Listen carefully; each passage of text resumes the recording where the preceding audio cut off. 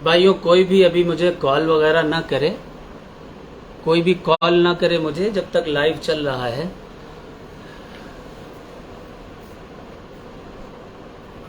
बीच में live cut हो गया था, उसके लिए माजरत चाहता हूं मैं।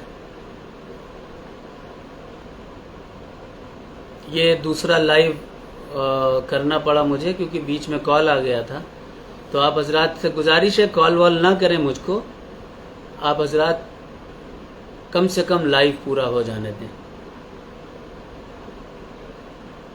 आप हजरात ने सुन लिया कि जो रवायत मैंने स्टेज से बयान की थी मौला अली करमल्लाहु वजहुल करीम के ताल्लुक से, वो मैंने खुद से गढ़ी हुई रवायत नहीं बयान की थी, बल्कि वो रवायत मैंने अहले सुन्नत ही की मोतबर किताबों से पढ़ करके बयान की थी।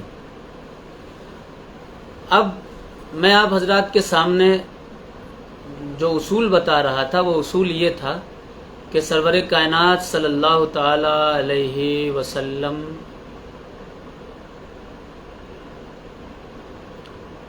ने एक उसूल और एक ज़ाब्ता बता दिया।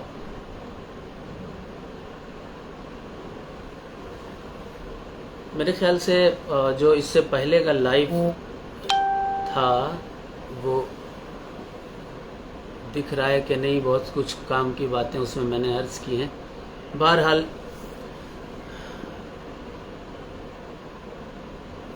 हुजूर सल्लल्लाहु ताला अलैहि वसल्लम ने एक ज़ाब्ता दिया है और अहले सुन्नत को एक राब्ता दिया है मसाइल को समझने का, सही मसाइल कैसे समझे जाएंगे। तो वो ज़ाब्ता ये है कि हुजूर ने फरमाया खैरुल क़र्न क़र्नी, सबसे बेहतरीन ज़माना मेरा ज़माना है। सुम्मल लज़ीना यलूनहुम, उसके बाद सहाबा का ज़माना है। सुम्मल लज़ीना यलूनहुम, उसके बाद ताबईन का ज़माना। सुम्मल लज़ीना यलूनहुम, उसके बाद तबे ताबईन का ज़माना।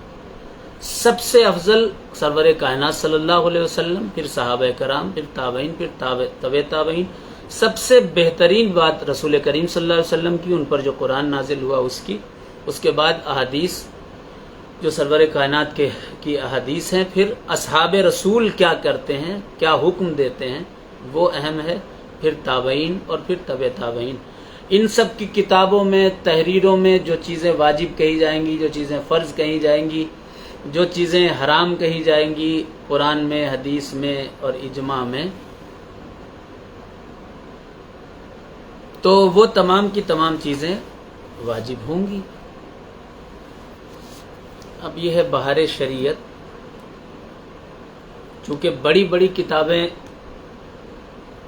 आम आवाम पढ़ नहीं पाती है, उसको बेचारी को अरबी, उर्दू, फ़ारसी से क्या लेना देना, वो तो उलमा पर डिपेंड है। उलमा कह देंगे कि यजीद के बारे में सुकूत इख्तियार किया इमाम आज़म ने, मान लेंगे। वो कह देंगे इमाम आज़म ने वाजिब कहा है, तो मान लेंगे साहब।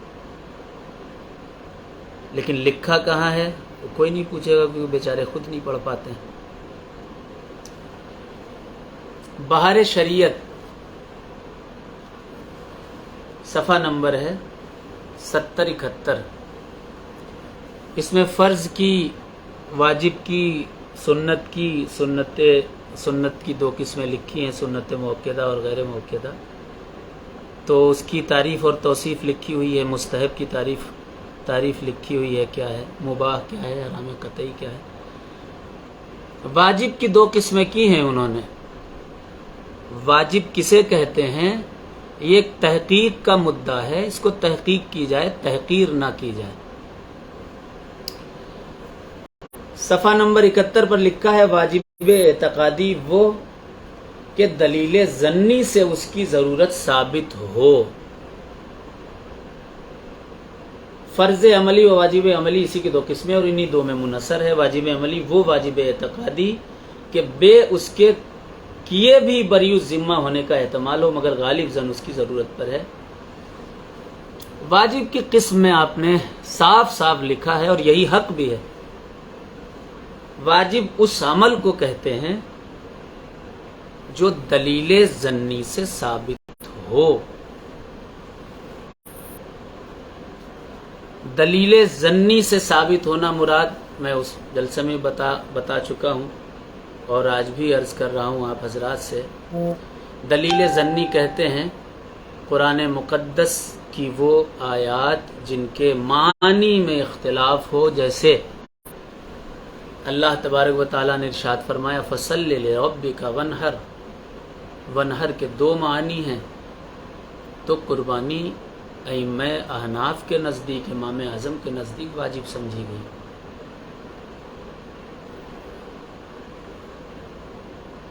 کیا قرآن مقدس میں ایک مشت کا حکم ہے؟ نہیں. سنت ہے، سنت مان کر رکھنا چاہیے. بزرگوں کی سنت رہی، بزرگوں کی سنت کہیے، حضور کی سنت کہیے. واجب بہت بڑا درجہ ہے، بہت بڑا درجہ ہے. واجب چھوڑنے والا بہت بڑا گناہگار ہوتا ہے، بہت بڑا گناہ کرتا ہے وہ. قرآن پاک میں اسی کتاب سے بہار شریعت سے یہ بات ثابت ہو رہی ہے کہ دلیل ظنی سے جو چیز ثابت ہوگی قرآن مقدس سے وہ واجب ہے. قرآن مقدس میں کہیں تذکرہ نہیں ہے، ایک مشت کا حکم نہیں ہے، تو واجب کیسے کہتے ہیں آپ؟ سنت کہیے. سنت ہم کہتے ہیں، سنت مانتے ہیں. تمام بزرگان دین اولیاء کرام نے سنت مان کر اس کی پیروی کی، اس کو رکھا. واجب مت کہیے، اور کہیے تو آپ کا معاملہ ہے، آپ کی علمی تحقیق ہے، آپ اس پر جمے رہیے. میں زبردستی نہیں کرتا آپ سے کہ آپ سنت کہیے. میں آپ سے زبردستی نہیں کہتا کہ آپ سنت ہی کہیے، اس کو آپ واجب کہتے ہیں، آپ کہتے رہیے. یہ وہ آپ کی علمی تحقیق ہے. خوب مانیے، اچھے سے مانیے، واجب مانیے، فرض مانیے، رکن ارکان اسلام میں مانیے. مجھے کوئی اعتراض نہیں، وہ آپ کی علمی تحقیق ہے. میں سنت مانتا ہوں، مجھے سنت ماننے دیجئے. میرے پاس میرے علمی دلائل ہیں، چھوٹے موٹے جو کچھ بھی ہیں. اور اگر آپ کو پھر بھی اختلاف ہے تو کم از کم دلیل دیجئے اس کی، قرآن سے، حدیث سے، یا چار اماموں سے دلیل دیجئے اس کی، واجب کی دلیل. سنت میں مانتا ہوں، مانتا تھا، مانتا رہوں گا تا قیامت سنت کہتا رہوں گا. لیکن واجب پر علماء کا اختلاف ہے. کس کس کا اختلاف ہے؟ ایک بات اور عرض کرنی ہے آپ حضرات سے، آخر میں وہ بات یہ عرض کرنی ہے کہ جس حدیث سے واجب ثابت کرنے کے تعلق سے تذکرہ کیا جاتا ہے کہ یہ واجب ہے، یہ واجب ہے، یہ واجب ہے، اور کہا جاتا ہے اس حدیث کے تعلق سے کہ اس سے واجب ثابت ہوتی ہے جز شواربا وارخ اللحیہ وخالف المجوس. حضور نے داڑھی بڑھانے کے تعلق سے کہا، مونچھیں پست کرنے کے تعلق سے کہا، یہاں سے واجب ہو جائے گی. میرے بہت سارے سوال اس میں اٹھتے ہیں. پہلا سوال یہی اٹھتا ہے، حضور نے صلی اللہ علیہ وسلم نے ارشاد فرمایا اعلنوا النکاح بالدف، نکاح کا اعلان دف بجا کر کے کرو. یہاں بھی تو امر ہے، یہاں امر للوجوب کیوں نہیں کہتے آپ؟ یہاں بھی حکم فرما رہے ہیں سرکار کے دف بجا کر کے جو ہے باقاعدہ طور پر اعلان نکاح کا کیجئے. کوئی نہیں کرتا. اب جو نہیں کرتا ہے، امر للوجوب سامنے ہے، حضور خود فرما رہے ہیں اعلنوا النکاح بالدف، دف بجا کر کے اعلان کرو نکاح کا. تو جس قدر بھی اعلان نہیں کرتے ہیں دف بجا کر کے، ان پر فاسق و فاجر کا فتویٰ لگانا چاہیے. کیوں نہیں لگتا ہے؟ مسواک کے تعلق سے سرور کائنات صلی اللہ علیہ وسلم نے ارشاد فرمایا کہ اگر مجھے میری امت کی پریشانی کا خدشہ نہ ہوتا تو ہر نماز کے بعد میں مسواک کا حکم دیتا. یہ دیکھیے صاحب، جو مسواک نہیں کرتا اس پر فاسق و فاجر کا فتویٰ لگنا چاہیے. اس کے علاوہ بھی کھجور کے تعلق سے وہ بھی سنت ہے سرکار کی۔ حضور نے فرمایا کہ اپنی مسجدوں میں نکاح کو منعقد کرو۔ مسجد کے علاوہ جو نکاح، یہاں بھی امر للوجوب کیوں نہیں نظر آ رہا؟ مسجدوں میں آپ کو نکاح کو کرنا چاہیے، یہ امر للوجوب نہیں ہوا آپ کے لیے؟ جو ہال میں اور یہاں وہاں نکاح کرتے ہیں ان پر فاسق و فاجر کا فتویٰ کب لگے گا؟ کیونکہ حضور نے واضح طور پر مسجدوں میں نکاح کرنے کا حکم دیا ہے۔ میں کوئی فتنہ نہیں چاہتا ہوں، میں صرف یہ عرض کرتا ہوں آپ حضرات سے کہ یہ تحقیق کا مسئلہ ہے، غیر علماء اس میں نہ پڑھیں، بلکہ عالموں کے پاس جا کر کے پوچھیں کہ سید شجر علی صاحب یا دوسرے مصر کے علماء، عراق کے علماء اور جتنے علماء کی تصویر میں کمنٹ باکس پہ ڈالوں گا انشاءاللہ تبارک و تعالی، جو سنت مانتے ہیں وہ سب سنت مانتے ہیں۔ واجب کی دلیل بہار شریعت ہی کے مطابق واجب کی دلیل قرآن کے نص ضمنی سے کہاں ہے؟ سنت وہ مانتے ہیں، ہم مانتے ہیں، اور صرف ہم ہی نہیں، یہ ہے شرح صحیح مسلم، صحیح مسلم کی شرح ہے، اس کے شارح بھی لکھتے ہیں، صفحہ نمبر ہے 932 آپ نے لکھا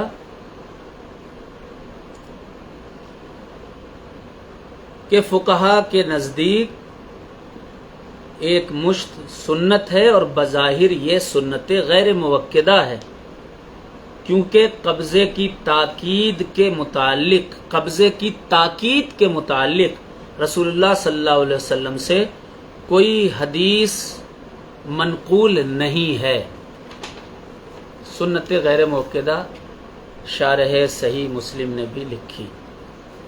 یہ حدیث جو بیان کی جاتی ہے، جو سوار باوارف اللحیہ و خالف المجوس، مونچھیں کٹاؤ، داڑھی بڑھاؤ، مجوسیوں کی مخالفت کرو،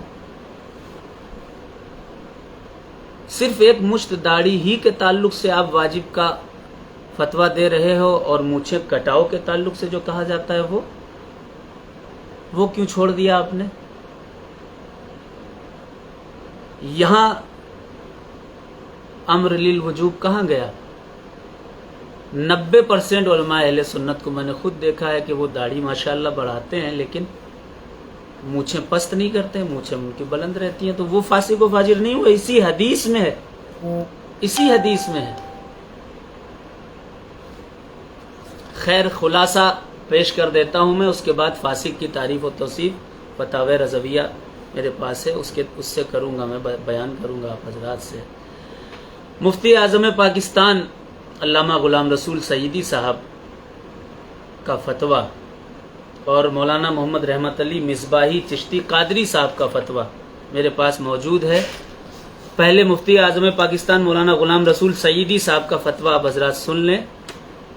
وہ فتویٰ یہ ہے کہ مفتی اعظم پاکستان مولانا غلام رسول سعیدی صاحب داڑھی کی شرعی حیثیت کے بارے میں یوں فرماتے ہیں کہ امام اعظم ابو حنیفہ سے لے کر امام ابن عابدین شامی تک اہل سنت والجماعت کے کسی محدث نے بھی ایک مشت داڑھی کو واجب نہیں کہا، سنت کہا، سنت مانتے ہیں۔ میں سنت کا مخالف نہیں ہوں، اس جلسے میں بھی کہا تھا، آج بھی کہہ رہا ہوں، قیامت تک کہتا رہوں گا، میرے آقا کی سنت ہے اور اس سنت کو خوب نبھانا چاہیے، اس میں مجھے کوئی اعتراض نہیں، میں اس کا مخالف نہیں ہوں، لیکن مسئلہ واجب کا ہے، میں نے یہ کبھی اٹھایا بھی نہیں تھا، لیکن اب چونکہ لوگ اختلاف کر رہے ہیں تو انہیں علمی دلائل دینے چاہیے اس تعلق سے۔ امام اعظم ابو حنیفہ سے لے کر امام ابن عابدین شامی تک اہل سنت والجماعت کے کسی محدث نے بھی ایک مشت داڑھی کو واجب نہیں کہا، مگر 11ویں صدی سے یہ تھوڑا لمبا ہے، جبکہ نبی کریم صلی اللہ تعالی علیہ وسلم نے تو کسی بھی حدیث میں ایک مشت داڑھی رکھنے کا حکم نہیں دیا، نہ آپ نے مشت سے زیادہ یا کم داڑھی رکھنے پر کوئی وعید فرمائی۔ جب نہیں فرمائی، کوئی وعید نہیں فرمائی، جب حکم نہیں دیا، تو کس دلیل شرعی سے ایک مشت کو واجب کہا جائے گا، سنت کہا جائے گا؟ واجب کس دلیل شرعی سے کہا جائے گا؟ جب متاخر علماء سے پوچھا جاتا ہے تو وہ فلاں فلاں فلاں فلاں متاخر علماء کی دلیل دیتے ہیں کہ فلاں عالم نے لکھ دیا ہے کہ وہ واجب ہے، فلاں عالم نے لکھ دیا ہے واجب ہے، تو یقین مانیے یہ مفتی غلام رسول سعیدی صاحب کا بھی فتویٰ ہے، میرا بھی یہی معاملہ ہے، اور آپ کو بھی خود سوچنا چاہیے جو حضور نے واجب کہا وہ واجب قرآن کے نص قطعی سے جو ثابت ہوگا وہ واجب، قرآن کے نص ظنی سے جو ثابت ہوگا وہ واجب ہوگا، نص قطعی سے جو ثابت ہوگا وہ فرض ہوگا، خدا کے رسول صلی اللہ علیہ وسلم جس کو واجب کہیں گے وہ واجب ہوگا۔ لیکن آج کا کوئی عالم یا 100 سال کا کوئی عالم یا 200 سال کا کوئی عالم یا 300 سال کا کوئی عالم یا 400 سال کا کوئی عالم وہ اگر کوئی چیز واجب کہے گا، فرض کہے گا، اور اس پر قرآن اور حدیث کا کوئی دلیل نہیں ہوگی تو چاہے جتنا بڑا عالم ہو وہ بات نہیں مانی جائے گی، کیونکہ آقا نے 1400 سال پہلے خود حدیث پاک میں آقا نے ارشاد فرمایا، سرور کائنات صلی اللہ تعالیٰ علیہ وسلم ارشاد فرماتے ہیں، آقا نے ارشاد فرمایا کہ ان اللہ لا ينزع العلم ولكن ينزع العلم بقبض العلماء بعلمهم، اللہ تبارک و تعالی ما قبض العلماء بعلمهم، کسی بھی عالم دین سے اس کا علم نہیں چھینتا، لیکن اللہ تبارک و تعالی علم تب چھین لیتا ہے جب وہ گھمنڈ کرتے ہیں۔ پھر فرمایا یبقى ناس جہال، ایسے علماء لوگوں کو جاہل رکھتے ہیں، کچھ حق نہیں بتاتے ہیں، سچ نہیں بتاتے ہیں۔ پھر آقا نے ارشاد فرمایا لوگ ان سے فتویٰ لینے جاتے ہیں، یستفتون، لوگ فتویٰ دینے جاتے ہیں، ویفتون برائہم، تو وہ قرآن اور حدیث سے فتویٰ نہیں دیتے ہیں، قرآن اور حدیث نہیں دیکھتے ہیں، اپنی رائے سے فتویٰ دے دیا کرتے ہیں، فیضلون ویضلون، لوگوں کو بھی گمراہ کر دیتے ہیں، خود بھی گمراہ ہو جاتے ہیں۔ جس میں قرآن اور حدیث نہ ہو وہ فتویٰ اس اعتبار سے نہیں مانا جائے گا، کیونکہ قرآن اور حدیث ہونا ضروری ہے، آقا کا فرمان ہونا ضروری ہے۔ نہیں اگر ملتا ہے تو 4 امام ہمارے ہم سنیوں کے ہیں، امام اعظم ابو حنیفہ، امام شافعی، امام مالک، امام حنبل، ان کی بات مانی جائے گی۔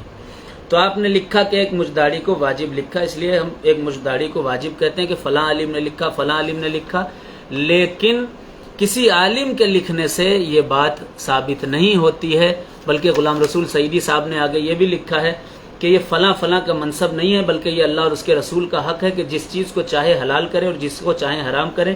ہم لوگ تو مبلغ ہیں، ہمارا کام صرف اتنا ہی ہے کہ اللہ اور اس کے رسول نے جس چیز کو حرام کیا اس کی حرمت بیان کر دیں، اور جس چیز کو حلال کیا اس کی حلت بیان کر دیں۔ ہم شارع نہیں ہیں جو خود سے کسی چیز کو حلال اور حرام کر دیں گے، اور جو لوگ بغیر کسی صریح اور قطعی حدیث کے محض اپنی رائے سے ایک مشت داڑھی کو واجب کہہ رہے ہیں، انہیں قرآن پاک کی ان آیات سے عبرت حاصل کرنی چاہیے۔ اور قرآن کی آیت کا ترجمہ لکھا انہوں نے، اور جن چیزوں کے مطابق تمہاری زبانیں جھوٹ بولتی ہیں ان کے بارے میں یہ نہ کہو کہ یہ حلال ہے اور یہ حرام ہے، تاکہ تم اللہ تعالیٰ پر بہتان باندھو۔ بے شک جو لوگ اللہ تعالیٰ پر بہتان باندھتے ہیں وہ کبھی فلاح نہیں پائیں گے۔ سورہ نحل کی آیت کا یہ ترجمہ تھا۔ داڑھی کی مقدار نبی کریم نے مقرر نہیں فرمائی، اس لیے اتنی داڑھی رکھی جا سکتی ہے جس سے عرف عام میں داڑھی کا اطلاق ہو جائے۔ میری داڑھی ہے الحمدللہ، ایسا نہیں ہے کہ میری داڑھی نہیں ہے۔ نبی کریم نے فقط داڑھی منڈوانے والوں کی مخالفت کا حکم دیا ہے۔ شرح صحیح مسلم کتاب الباس صفحہ نمبر 432۔ یہی شرح مسلم میں بھی میں نے آپ کو یہ دکھایا تھا، اور اس کے علاوہ مولانا محمد رحمت علی مصباحی چشتی قادری 8 دسمبر 2021 کو انہوں نے بھی اس تعلق سے فتویٰ دیا اور لکھا احادیث اور آثار و فقہائے کرام کی عبارتوں سے یہ بات واضح ہوتی ہے کہ داڑھی رکھنا سنت ہے۔ جو میں کہہ رہا ہوں وہی علماء کی بھی کہ سنت ہے سرکار کی، جس کی کوئی خاص مقدار چھوٹی ہونی چاہیے، بڑی ہونی چاہیے، ایک مشت ہونی چاہیے، اس سے کم ہونی چاہیے، خاص مقدار ثابت نہیں ہے۔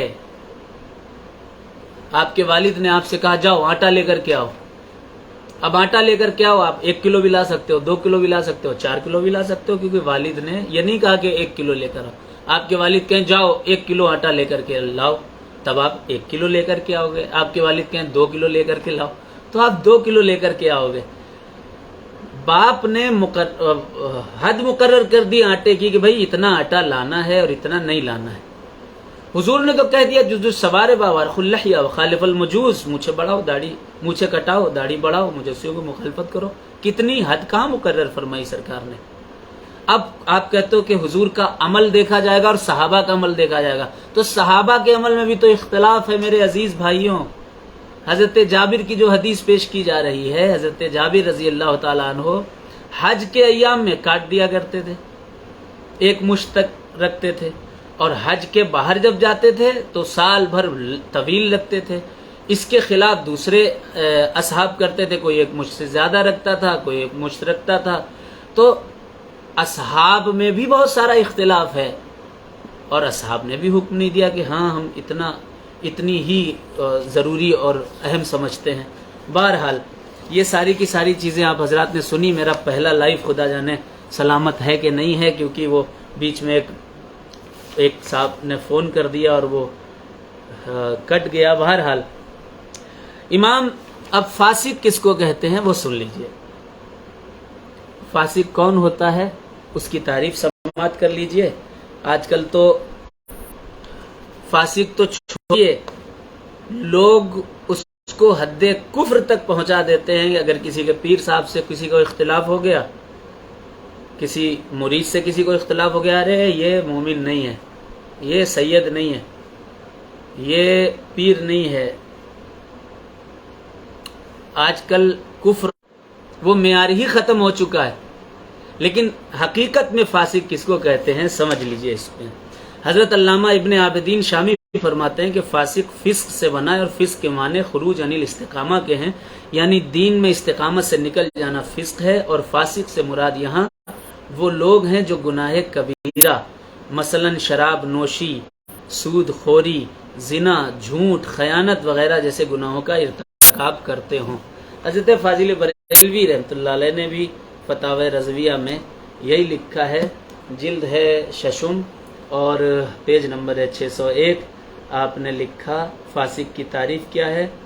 لکھا فاسق وہ کہ کسی گناہ کبیرہ کا مرتکب ہو۔ فاسق وہ کہ کسی گناہ کبیرہ کا مرتکب ہو، اور وہی فاجر ہے۔ اور کبھی فاجر خاص زانی کو کہتے ہیں۔ فاسق کے پیچھے نماز مکروہ ہے اگر معلن نہ ہو، یعنی وہ گناہ چھپ کر کرتا ہو، معروف و مشہور نہ ہو تو کراہتن، اگر فاسق معلن نہ ہو تو کراہت کے ساتھ جو ہے یعنی خلاف اولا نماز پڑھی جا سکتی ہے۔ گناہ کبیرہ کا مرتکب شخص فاسق کہلاتا ہے شریعت میں۔ گناہ کبیرہ قرآن مقدس میں جو گناہ آئے ہیں، شراب سے منع کیا گیا، لا تقربوا الصلاۃ وانتم سکارا کہا گیا، اس کے بعد پھر شراب کی حرمت نازل کر دی گئی۔ جو شراب پیتا ہے فاسق ہے، جوا کھیلتا ہے فاسق ہے، سود کھاتا ہے فاسق ہے، جھوٹ بولتا ہے فاسق ہے، زناکار ہے، بدکار ہے، فاسق ہے۔ جس قدر بھی عیوب قرآن و سنت نے بتائے ہیں، اللہ تبارک و تعالیٰ نے واضح طور پر جن کی ممانعت فرمائی، حضور نے واضح طور پر جن کی ممانعت فرمائی سختی سے، پھر بھی اس پر عمل کرنے والا انسان حضور کے خلاف جانے والا گناہ کبیرہ کا مرتکب ہے۔ نماز چھوڑنے والا گناہ کبیرہ کا مرتکب ہے جان بوجھ کر۔ روزہ چھوڑنے والا گناہ کبیرہ کا مرتکب ہے، کیونکہ یہ فرائض ہیں، یہ فرائض ہیں۔ آپ خود جا کر کے دیکھیں، اپنی تمام کتب اٹھا کر کے دیکھیں، ڈھونڈیں، رسول کریم صلی اللہ علیہ وسلم نے، کسی صحابی نے، یا 4 اماموں نے ایک مجھ سے کم والے کو فاسق و فاجر کہا؟ ایک مجھ سے کم والے کو اگر نہیں کہا ہے، خدا کے لیے آپ بھی مت کہیے، کیونکہ ہمارا معیار اصحاب رسول ہیں اور اہل بیت مصطفیٰ ہیں۔ رسول کریم صلی اللہ علیہ وسلم میں 4 امام ہیں۔ بس یہی عرض کرنا تھا آپ حضرات سے کہ یہ ایک علمی بحث ہے، غیر عالم اس میں نہ پڑھیں، جہالت ہوتی ہے، بلا وجہ کے اختلاف پیدا ہوتے ہیں، مل جل کر کے رہیں۔ میں نے پتہ نہیں وہ پچھلا والا لائیو باقی رہے گا کہ نہیں رہے گا، میں دوبارہ دکھا دیتا ہوں آپ حضرات کو۔ مجھ پر مولا کائنات علی مرتضیٰ کرم اللہ وجہ الکریم کے تعلق سے کہا گیا تھا کہ مولا علی کرم اللہ وجہ الکریم کے طرف میں نے جھوٹی حدیث جو ہے وہ بیان کر دی ہے، ان کی طرف منسوب کر دی ہے، جبکہ ایسا نہیں ہے۔ مولا کائنات علی مرتضیٰ کرم اللہ وجہ الکریم کے تعلق سے جو حدیث میں نے جو ذکر کی، اس کو الکتاب المصنف میں امام ابن ابی شیبہ نے بھی تحریر فرمایا ہے، صفحہ نمبر بھی میں نے بتایا 226 ہے، اور جلد خامس ہے، 5ویں جلد ہے اس کی۔ انہوں نے خود لکھا ہے کہ مولا علی کرم اللہ وجہ الکریم جو ہے وہ ایک مجھ سے کم داڑھی رکھا کرتے تھے، اور اگر کسی روایات میں بڑی داڑھی کا ذکر آیا ہے تو ہو سکتا ہے کہ مولا کائنات نے بعد میں بڑی رکھی ہو۔ اس کے بعد حضور صلی اللہ تعالی علیہ وسلم کے پیارے صحابی مولا علی کے تعلق سے الاستذکار میں بھی اہل سنت کے امام ہیں، انہوں نے بھی لکھا ہے، ابن عبد البر بہت بڑے امام ہیں، انہوں نے بھی لکھا روی عن علی رضی اللہ عنہ کان یاخذ من لحیتہ ما یلی وجہہ، حضرت علی کرم اللہ وجہ الکریم اپنی داڑھی کو چہرے کے قریب سے کاٹتے تھے۔ یہ دیکھ لیجئے۔ اور احکام الطہارہ یہ بھی دیکھ لیجئے، حضرت مولا علی کرم اللہ وجہ الکریم کے تعلق سے صفحہ نمبر 926 ہے، ابی عمر دبیان بن محمد الدبیان کی یہ کتاب سنن الفطرہ، حکم الطہارہ سنن الفطرہ، آپ نے تحریر فرمایا کان علی یاخذ من لحیتہ مما یلی وجہہ، حضرت علی کرم اللہ وجہ الکریم جو ہیں وہ ایک مجھ سے کم رکھتے تھے۔ بہرحال مجھ پر جو جھوٹے اور غلط الزامات لگائے گئے تھے آج میں نے اس کے تعلق سے آپ حضرات سے بیان کیا اور ذکر کیا۔ میرا ذاتی ماننا یہ ہے کہ اس کو کوئی ایشو نہ بنایا جائے، اس کو اختلاف کی جڑ نہ بنایا جائے۔ اگر کوئی مجھ سے منافرت رکھتا ہے، نفرت رکھتا ہے، اس سے بھی میں گزارش کرتا ہوں کہ اپنے عالموں سے جا کر کے اس بات کو پوچھیں کہ یہ بہار شریعت میں صاف صاف لکھا ہے کہ واجب اس چیز کو کہتے ہیں جو چیز قرآن کے نص سے ظنی سے ثابت ہو۔ کیا اس اصول پر واجب آپ کہہ سکتے ہیں؟ سنت کہنا ہمارے بزرگوں کا کام ہے، ہم بھی کہتے ہیں، قیامت تک کہتے رہیں گے۔ اس جلسے میں بھی میں نے کہا تھا کہ آقا کی سنت ہے اور سنت سمجھ کر ہی رکھنا چاہیے، اور میں نے کبھی نہیں کہا کہ آپ معاذ اللہ ثم معاذ اللہ اپنی داڑیاں منڈا دو، معاذ اللہ ثم معاذ اللہ اپنی داڑیوں کو جو ہے وہ چھوٹا کر دو۔ اب یوٹیوب والے سوچ رہے ہوں گے کہ اتنا سا کلپ نکال کر کے پھر وہ اپنے یوٹیوب چینل پر ڈال دیں اور کہیں گے دیکھو شاہد شجر صاحب نے توبہ کر لی، وہ اپنی بات سے پھر گئے۔ میں نے اپنی بات ثابت کی ہے میرے بھائی، میں نے پہلے بھی نہیں کہا تھا کہ سنت کی مخالفت کرو، میں سنت ہی کے لیے بحث کر رہا تھا، سنت ہی ثابت کرنے کے لیے بحث کر رہا تھا۔ آپ لوگ جو ہے مسئلہ دوسرا لے کر کے گئے اور اس کو اختلاف کی جڑ بنایا۔ میں چاہتا ہوں اس کو اختلاف کی جڑ نہ بنایا جائے۔ سب سنی، جیسے پہلے میری کوشش تھی 10 سال پہلے کہ سب مل جل کر رہیں، ایک ہو کر کے رہیں۔ اگر پھر بھی کوئی انسان اس پر بحث کرتا ہے تو اس سے کہیے کہ دیکھیے بعد والوں کا نہیں مانا جائے گا۔ حضور صلی اللہ علیہ وسلم نے حد مقرر کی کہ ایک ہی مشت رکھنی ہے، نہیں کی تو آپ زبردستی واجب نہیں کہ آپ واجب کہتے ہو، ہم آپ کو نہیں منع کرتے ہیں، آپ واجب سمجھتے رہیے میرے بھائی، خوب پیار سے سمجھتے رہیے۔ لیکن اگر کوئی سنت سمجھتا ہے آقا کی، میں سنت سمجھتا ہوں، سرکار کی سنت سمجھتا ہوں، اور سنت سمجھ کر کے انشاءاللہ آج نہیں کل نہیں پرسوں کبھی بھی انشاءاللہ تبارک تعالیٰ ایک مشت بھی ہو سکتی ہے میری، کوئی روک لے گا مجھے؟ مگر خدا کے لیے اس کو جھگڑے کا باعث مت بنائیں، اپنے بچوں کو پڑھائیں لکھائیں، کسی لائق بنائیں۔ دنیا چاند پر پہنچ گئی، آپ لوگ داڑھی پر ہی اٹکے ہوئے ہو۔ تھوڑا آگے بڑھیں، تعلیم کی طرف، تربیت کی طرف تھوڑا ذہن بھی کھولیں، اور اپنے بچوں کو دیکھیے کیا حالات ہیں ہمارے ملک کے، کتنے خراب حالات ہیں۔ دعا کرتا ہوں اللہ سب کو ایک کرے، اور آپ لوگ بھی دعا کریں کہ خاص طور پر ہمارے مدارس کی حفاظت کرے، قرآن کی اللہ حفاظت کرے، ہمارے مذہب کی حفاظت کرے، ہمارے لوگوں کی حفاظت کرے، مدرسوں کی حفاظت کرے، بلکہ کل انسانوں کی حفاظت کرے اللہ۔ جو بھی سلجھے ہوئے ذہن کے انسان ہیں ان سب کی اللہ حفاظت کرے۔ ہندو مسلم سکھ عیسائی سب کے دلوں میں ایک دوسرے کی محبت ڈال دے، کیونکہ یہ ملک سب کو مل جل کر ایک ساتھ رہ کر کے اس ملک کو آگے بڑھانا ہے اور زندگی ساتھ میں گزارنی ہے۔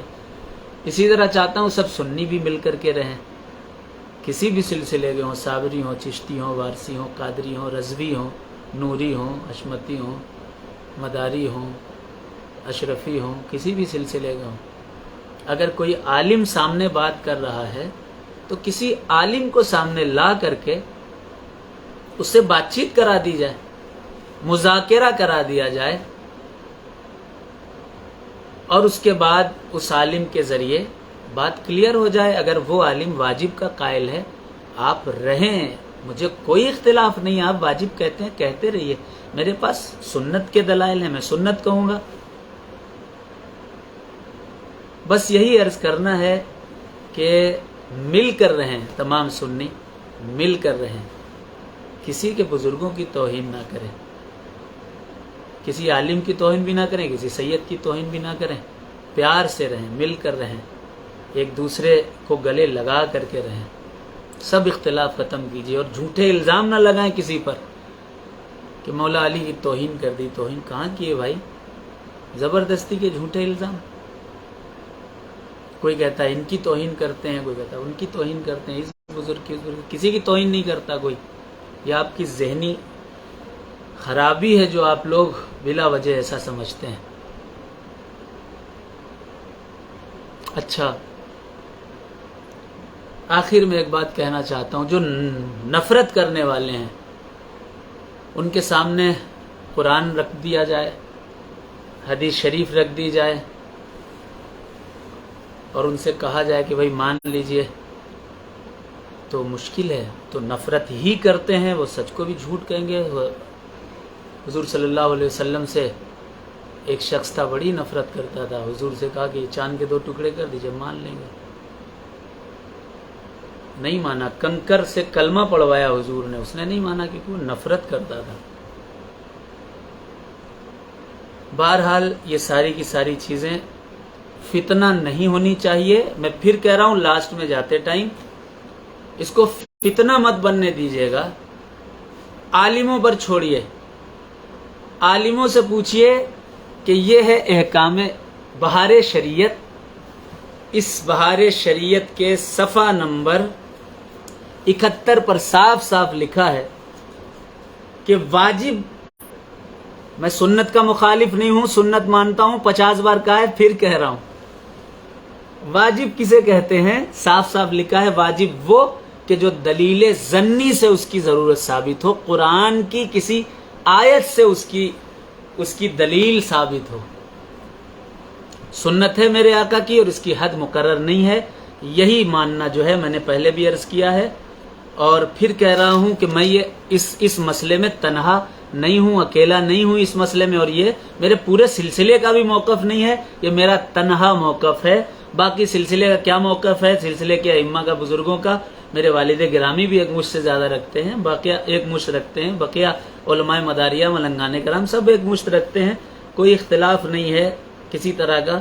تو میں اکیلا نہیں ہوں، میرے سنت ماننے والوں میں بہت سارے علماء ہیں، جیسے کہ میں نے عرض کی، مولانا غلام رسول سعیدی صاحب ہیں، علماء ازہر، جامعہ ازہر جو سنیت کی سب سے بڑی یونیورسٹی ہے، وہ علماء، کل علماء اہل شام، جس نے بھی شام کے علماء اہل سنت ہیں، علامہ ثاقب شامی، ڈاکٹر ظاہر القادری، محدث اعظم شام کے سب سے بڑے محدث اعظم اور مفتی اعظم مصر، اس کے علاوہ شیخ سعد الازہری، اس کے علاوہ شیخ حمزہ یوسف، شیخ عفیف الدین، اور جامعہ عارفیہ سید سراوہ شریف کا جو فتویٰ ہے، اس کے بھی آخر میں سب سے لاسٹ میں یہ لکھا ہوا ہے کہ یہ سنت غیر موقدہ ہے، اس پر شدت نہیں کرنی چاہیے لوگوں کو، علماء کو، بلکہ اب آپ ہی سوچئے، آخر میں ایک جملہ کہہ کے جا رہا ہوں کہ ہندوستان میں تقریباً 30 کروڑ اہل اسلام ہیں، مسلمان ہیں، بہت زیادہ تعداد 5 کروڑ کی ہوگی جنہوں نے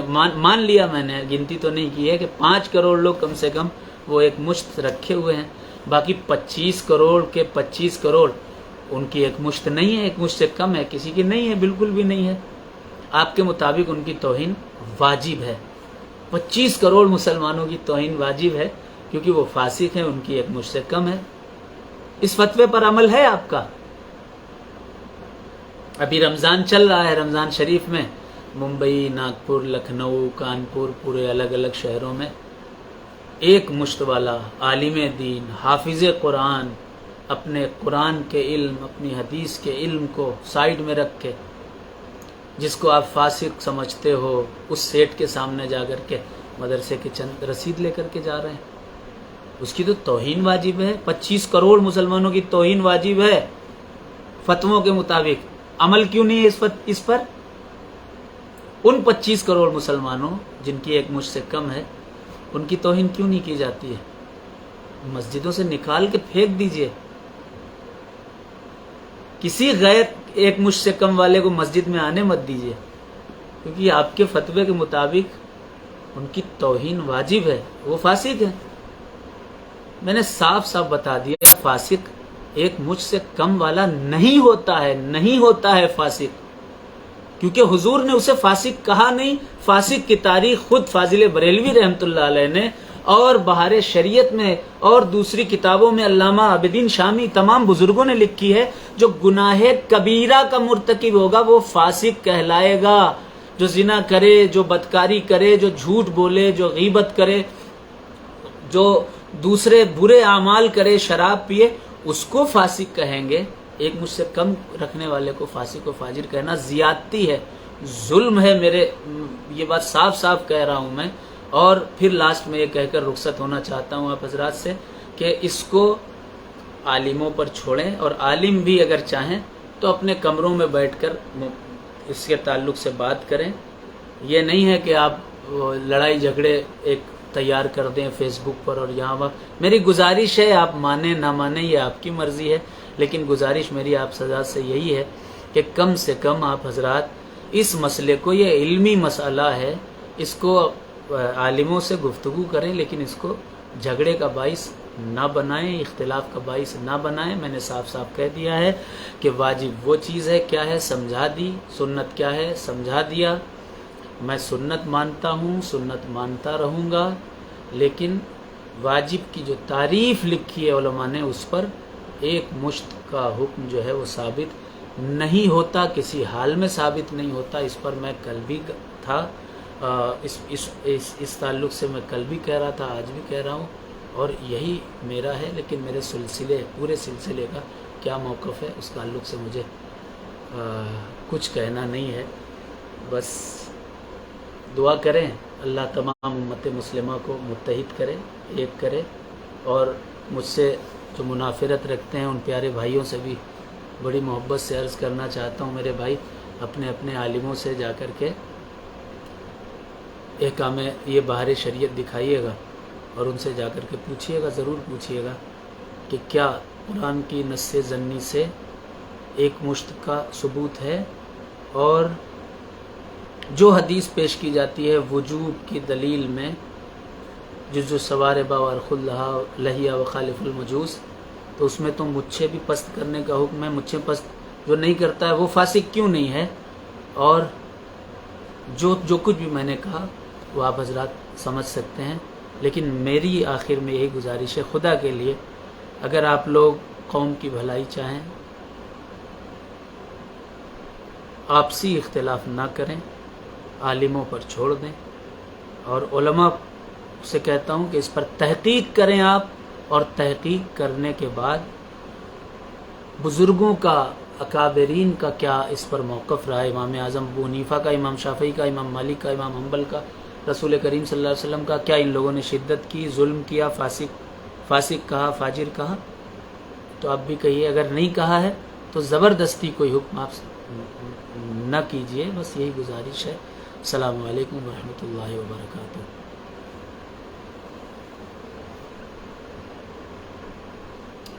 اور میں نے اس تعلق سے کبھی کوئی ذکر ہی نہیں کیا تھا، تقریباً 10-12 سال، تو مجھے یہ نہ کہا جائے کہ میں نے فتنہ بنایا ہے۔ اسٹیج سے تو کبھی ذکر ہی نہیں کیا، اس تعلق سے تھا میں نے، لیکن ایک شہر میں ایک مولانا صاحب نے ایک شاعر صاحب کو بلایا جو کبھی دعوت اسلامی کے خلاف، کبھی سنی دعوت اسلامی کے خلاف، کبھی اجمیر شریف کے سیدوں کے خلاف، اور کبھی مدار پاک کے سلسلے کے خلاف ممبر رسول پر چڑھ کر کے، اور کبھی کان پہ رکھ کے گھوڑا دبا دیتے ہیں۔ تو اس طرح کے اشعار جو سنیوں میں جھگڑے پیدا کرنے والے اشعار ممبر رسول سے پڑھتے ہیں، انہی کو بلوا کر کے ایک صاحب نے اس طرح کی باتیں جب کی تو مجبوراً آ کر کے مجھے پہلی مرتبہ زندگی میں نے اس سے پہلے کبھی ذکر نہیں کیا تھا، کیونکہ میں فتنہ ہی نہیں چاہتا تھا کوئی، اور آج بھی فتنہ نہیں چاہتا ہوں، آج بھی فتنہ نہیں چاہتا ہوں، تو مجبوراً مجھے اس تعلق سے خلاصہ کرنا پڑا، اور آج بھی یہی چاہتا ہوں کہ کوئی فتنہ نہ پھیلے۔ اللہ متحد رکھے تمام سنیوں کو اور تمام اہل ایمان کی حفاظت فرمائے۔ السلام علیکم ورحمۃ اللہ وبرکاتہ۔